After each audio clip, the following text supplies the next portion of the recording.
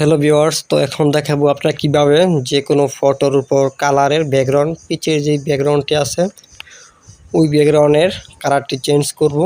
তো ভিউয়ার্স এখানে টুলস পেয়ে যাবেন। টুলসে এখানে আছে অ্যাডজাস্ট, এখানে ক্লিক করে দিবেন।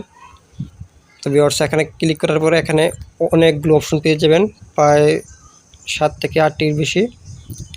প্রতিটি ট্রাই করবেন, যেটা অ্যাডজাস্ট হয় ওইটা ইউজ করবেন।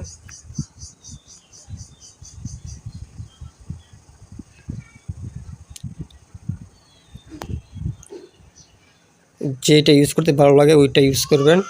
সবগুলো টুল এক এক করে ইউজ করবেন।